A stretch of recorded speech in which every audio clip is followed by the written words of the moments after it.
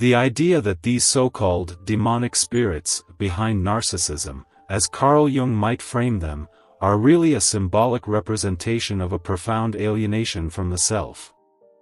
Now, when I say self with a capital S, I'm not just talking about your everyday sense of who you are, your likes, your dislikes, your quirks. No, Jung's self is something far grander. It's the archetype of wholeness, the core of your being that integrates all parts of your psyche into a harmonious whole. It's the you that feels connected, purposeful, alive. And when someone, particularly a narcissist, loses touch with that self, something unsettling happens. It's as if a shadow falls over their soul, and what emerges can feel, to those around them, almost like a demonic force. But let me be clear, we're not talking about literal demons here. We're talking about psychological and spiritual energies that, when ignored or suppressed, can wreak havoc, not just on the individual, but on everyone in their orbit. Imagine for a moment a person who seems larger than life. They walk into a room, and all eyes turn to them. They command attention, exude confidence, maybe even charm. But there's something off. You can't quite put your finger on it at first, but the more you interact with them, the more you notice, they don't really see you. They don't ask about your dreams, your fears, your struggles. It's all about them, their achievements, their image, their story. This is the narcissist, and what drives them, according to Jung, isn't just ego or arrogance. It's a deeper disconnection, a kind of inner exile from the self that leaves them grasping for something to fill the void. And that void, that emptiness, is what Jung might describe as the breeding ground for these demonic forces, not supernatural, but profoundly human, and all the more terrifying for it. Jung believed that the psyche is a complex, layered thing, full of opposing forces that need to be balanced. At the center of it all is the self, the guiding star that helps us navigate life with meaning and authenticity. But when we stray too far from that center, when we let our ego, our fears, or our unacknowledged wounds take over, we risk becoming fragmented. For the narcissist, this fragmentation is extreme. They've built a false self, a shiny, polished mask that they present to the world. This mask might look like confidence, success, or even charisma, but it's a facade. Beneath it lies a deep sense of inadequacy, a fear that if the mask slips, they'll be exposed as unworthy. And so, they cling to it, desperately. They demand admiration, control, and validation, not because they're inherently evil, but because they're trying to outrun that inner emptiness. Jung would say they're possessed, not by a literal demon, but by a psychic force born of their alienation from who they truly are. Let's unpack this a bit. Jung's concept of the self isn't just some abstract idea, it's the part of us that connects us to something bigger, call it the divine, the universe, or simply the deeper truth of our existence. It's what gives us a sense of purpose, a feeling that we're part of a larger story. For most of us, even when we lose our way, we can still feel that connection, however faintly. We might stumble, but we can find our way back. The narcissist, though, has wandered so far from this center that they've lost sight of it entirely. They're like a ship adrift in a storm, no anchor, no compass, just the relentless need to keep moving, to keep performing, to keep proving they're enough. And this is where the demonic imagery comes in. Jung often used mythic and symbolic language to describe psychological states, and the idea of a demonic force captures the intensity of this inner turmoil. It's as if the narcissist's psyche has been hijacked by a destructive energy. One that drives them to manipulate, to dominate, to diminish others, all in an attempt to shore up their fragile sense of self. Now, you might be thinking, okay, but why does this feel so terrifying to those around them? That's a great question, and it's something I've seen time and time again in the stories people share. When you're in the presence of a narcissist, there's often this eerie sense that something's not right. Their charm can feel hollow, their intensity overwhelming, their lack of empathy chilling. Jung would argue that this is because their disconnection from the self doesn't just affect them, it ripples outward. When someone is alienated from their own humanity, they struggle to recognize the humanity in others. They might see you as a tool, a mirror to reflect their greatness, or worse, a threat to their carefully constructed image. This is what makes their behavior feel demonic. It's not just self-centeredness. It's a kind of psychic vampirism, where they feed off others' energy, attention, and emotions to fill the void within. Let me share a story to make this real.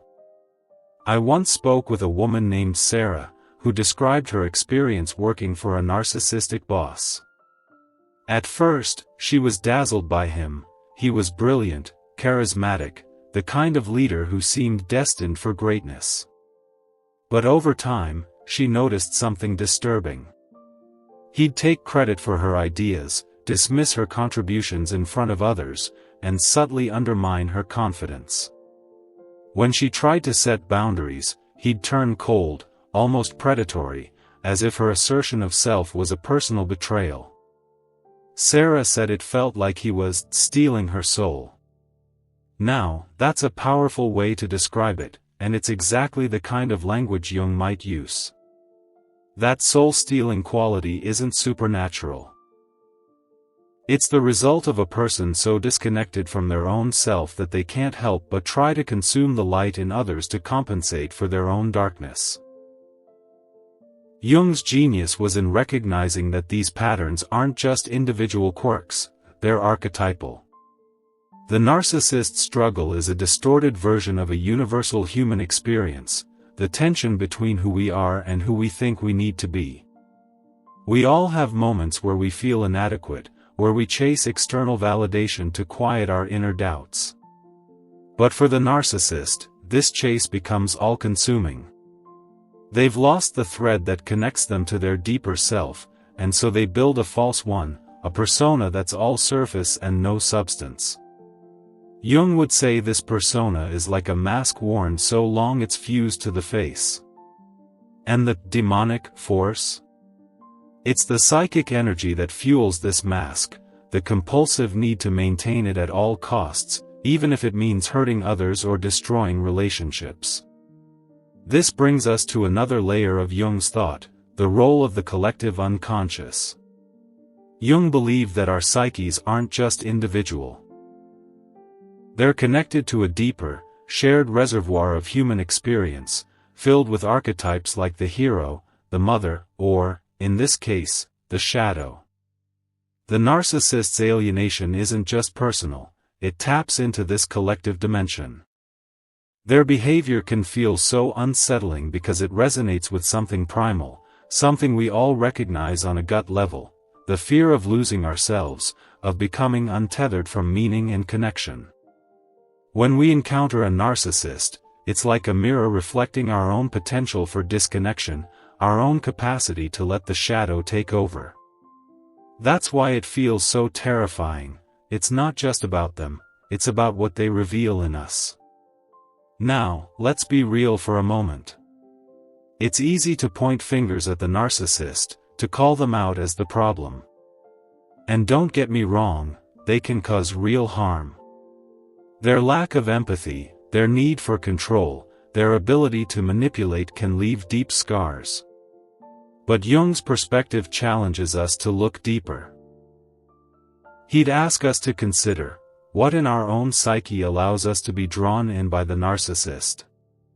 Why do we stay in their orbit, even when we know it's toxic? Part of the answer lies in our own shadows, our own unacknowledged wounds. Maybe we're drawn to their confidence because we feel insecure. Maybe we tolerate their behavior because we're afraid to stand up for ourselves. Jung would say that the narcissist's demonic energy only has power over us when we haven't done the work of facing our own inner darkness. This is where Jung's concept of projection comes in. The narcissist projects their insecurities onto others, seeing flaws in you that they can't face in themselves. But we do this too, don't we? When we demonize the narcissist, when we label them as evil or monstrous, we're projecting our own fears and frustrations onto them. Jung would urge us to pull back those projections, to look at what they're teaching us about ourselves. This doesn't mean excusing their behavior, far from it. It means recognizing that the only way to break free from their influence is to do the inner work of reconnecting with our own self. That's the antidote to the demonic force, not fighting it with anger or blame, but meeting it with awareness and courage. So how do we do this? Jung's answer is a process he called individuation, which we'll touch on more in the final point of this speech. But for now, let's just say it's about turning inward, facing the parts of ourselves we'd rather ignore. Our fears, our shame, our need for approval, and bringing them into the light. For the narcissist, this is incredibly difficult, because their entire identity is built on avoiding that confrontation. Their demonic energy thrives in the dark, in the unacknowledged corners of their psyche. But for those of us who encounter narcissists, individuation is our lifeline. It's how we reclaim our power, set boundaries, and refuse to let their emptiness define us. Let me paint a picture of what this looks like. Imagine you're in a relationship with a narcissist, maybe a partner, a parent, a friend. At first, you're caught up in their world, trying to please them, hoping for their approval. But over time, you start to feel drained, invisible, like you're losing yourself. That's the moment to pause and ask, what part of me is allowing this? What wound am I carrying that makes me think I need their validation? This is where Jung's wisdom shines. By turning inward, by exploring those questions with honesty, you begin to reconnect with yourself. You start to see that your worth doesn't depend on their approval, that your light doesn't need their permission to shine.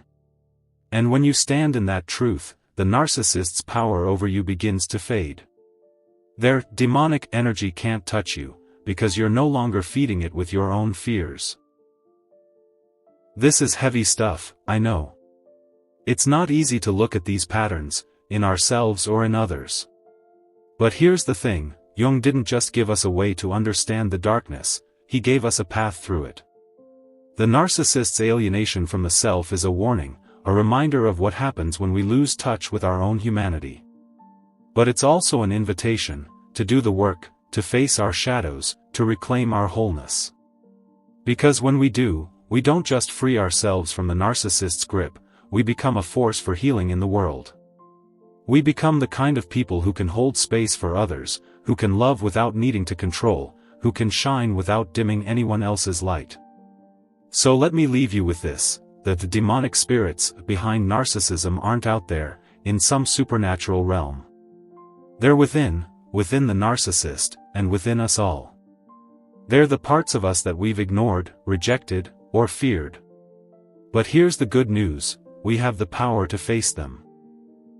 We have the power to choose connection over alienation, authenticity over illusion, love over control. So go out there and do the work. Look within, find yourself, and let it guide you. Because when you do, you'll not only break free from the narcissist's spell, you'll light the way for others to do the same. Let's build on what we've just explored about alienation from the self, because it ties directly into this next layer, the inflation of the ego. You see, in Carl Jung's world, narcissism isn't just about being self-absorbed, it's about an ego that's blown up out of proportion, puffed up like a balloon ready to burst at the slightest prick. Jung called this ego inflation, and it's at the heart of what makes the narcissist's behavior feel so unervingly demonic. Not in a fire and brimstone sense, but in the way it twists a person's psyche into something isolating, controlling, and devoid of real human warmth. Picture this, the ego, which should be our healthy sense of self, our I that navigates the world, gets hijacked. It starts seeing itself as godlike, untouchable, superior to everyone else. And when that happens, the person isn't just confident. They're possessed by this illusion of grandeur, trapped in a web they've spun themselves, and it compels them to dominate others just to keep the illusion alive. It's a fragile setup, really, because underneath that God complex is a terrified core, screaming for validation. Jung would say this isn't evil incarnate, it's a profound psychological imbalance, one that we can all learn from if we're willing to look closely. Think about it like this, and I love using everyday examples because Jung's ideas, as deep as they are, apply to all of us. Have you ever met someone who seems to believe the world revolves around them? Maybe it's a colleague who interrupts every conversation to one-up your story, or a family member who turns every gathering into a stage for their achievements. At first, you might admire their boldness, but soon you realize, there's no room for you in their universe. Their ego has inflated to the point where empathy evaporates, humility is a foreign concept, and connection? Forget it. They're isolated in their own tower of superiority, looking down on the rest of us as mere subjects. Jung described this as the ego identifying with an archetype, often the hero or the divine child, but in a distorted way. Instead of using that energy for growth, the narcissist lets it consume them, creating what feels like a demonic possession. It's as if their psyche is under siege, not by an external force, but by their own unchecked ambition to be more than human.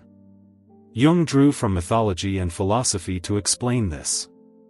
He was influenced by thinkers like Nietzsche, who warned about the dangers of the will to power gone awry, and ancient tales of gods who fell because of hubris.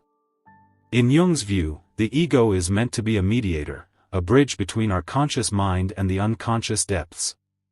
But when it inflates, it severs that bridge. The narcissist's ego proclaims, "I am the center of everything," and in doing so, it cuts off access to the richer, more collective aspects of the psyche. This inflation isn't sustainable. It's like overinflating a tire. It might make you go faster for a bit, but eventually, it leads to a blowout. The demonic effect comes from the fallout, the isolation that breeds paranoia, the lack of empathy that turns relationships into battlegrounds, and the compulsive need to control that sucks the life out of everyone involved. Jung saw this in his patients, people who came to him feeling empty despite their outward success, haunted by an inner voice that demanded more, more, more. Let me share a bit more about how this plays out in real life, because I think stories make these concepts come alive. I remember interviewing a man, we'll call him David, who had built a massive business empire. On paper, he was the epitome of success, wealth, influence, a string of accolades. But in our conversation, he confessed something chilling. He said, "I feel like I'm always performing, always proving I'm the best. If someone challenges me, it's like they're attacking my very existence." David described moments where he'd lash out at employees or even his own family, not out of malice, but because any hint of equality threatened his inflated ego. It was as if admitting vulnerability would shatter him. Jung would nod at this and say, yes, that's the possession, the ego has merged with the persona, the mask we wear for the world, and now it's running the show. The true self, that archetype of wholeness we talked about earlier, is shoved aside, leaving the person alienated not just from others, but from their own depths. Philosophically, this ties into Jung's broader ideas about the human condition. He believed we're all on a journey toward individuation, which we'll dive into soon, but ego inflation is a major detour on that path. It's the opposite of humility, which Jung saw as essential for psychological health. Humility allows us to recognize our place in the larger scheme. Connected to others, to nature, to the unconscious. But the narcissist's inflated ego rejects that. It says, "I am above it all." And here's where the terror creeps in. This attitude doesn't just harm the individual, it spreads like a virus. In relationships, the narcissist demands worship, turning partners into admirers or scapegoats. In society, think of leaders with narcissistic traits. They might inspire at first, but their need for control can lead to division, manipulation, even tyranny. Jung lived through the rise of fascism in Europe, and he warned about how collective ego inflation, in nations or groups, could unleash destructive forces. It's the same principle on a personal scale. The demonic isn't a spirit from hell, it's the unchecked ego devouring everything in its path to maintain its illusion. Now, let's get a little deeper into the psychology here, because Jung didn't just observe this, he dissected it. He distinguished between the ego and the self, remember? The ego is our conscious identity, necessary but limited. The self is the totality, encompassing the unconscious, the archetypes, the potential for growth. When the ego inflates, it tries to usurp the self's role, claiming divine status. Jung called this identification with the mana personality, where mana is like magical power from the unconscious. The narcissist taps into this power but misuses it, becoming possessed by it. Symptoms? Grandiosity, sure, but also a profound fragility. Any criticism feels like annihilation because their self-worth is tied to this inflated image. They might project their insecurities onto others, accusing you of being jealous or inadequate, while avoiding their own shadows. This projection is key in Jung's work, it's how the unconscious leaks out, creating conflict. And empathy? It's the first casualty. When your ego is godlike, why bother understanding mere mortals? Jung linked this to a failure in what he called the transcendent function, the psyche's way of bridging opposites like self and other, conscious and unconscious. In the narcissist, that bridge collapses under the weight of ego. They can't hold space for your feelings because they're too busy defending their own throne. It's isolating for them too. Deep down, they crave connection, but their behavior pushes people away, reinforcing the void. This cycle is what makes it feel demonic. It's self-perpetuating, like a curse they can't escape. But here's where Jung offers hope, even in the darkness. He didn't see narcissists as hopeless cases, he saw them as extreme examples of a universal struggle. We all inflate our egos at times, maybe after a big win, or when we're feeling insecure and overcompensate. The difference is degree and awareness. Jung encouraged self-reflection. Ask yourself, am I seeking validation to feel whole, or am I grounded in my true self? This ties back to the shadow we discussed first. The inflated ego often rises when we ignore our darker sides, our vulnerabilities. By confronting them, we deflate the ego naturally, making room for humility and real power. Let's talk about the philosophical depth for a moment, because Jung wasn't just a psychologist, he was a thinker who bridged East and West, science and spirituality.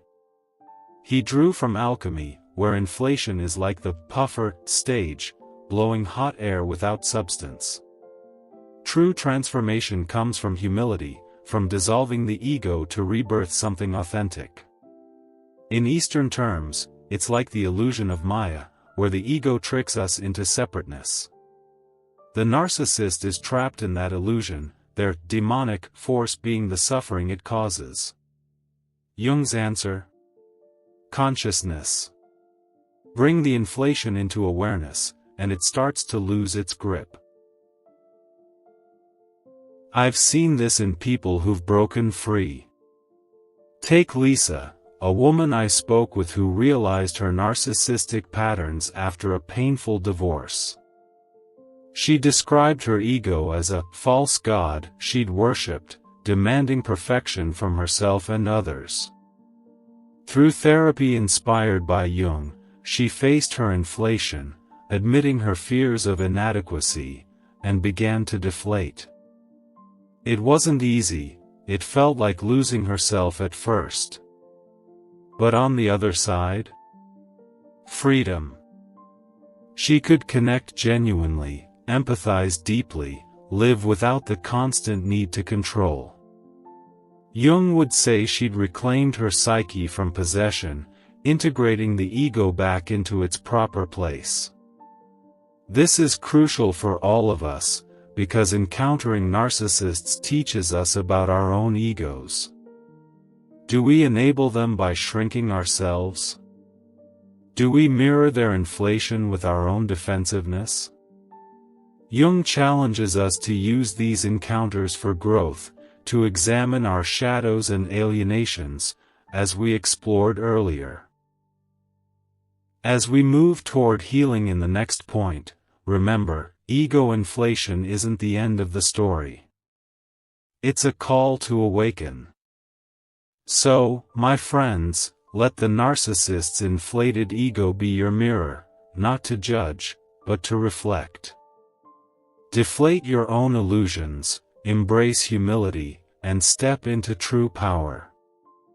Because when you do, you don't just survive the demonic, you transform it into light. Go forth and live authentically. The world needs your whole self.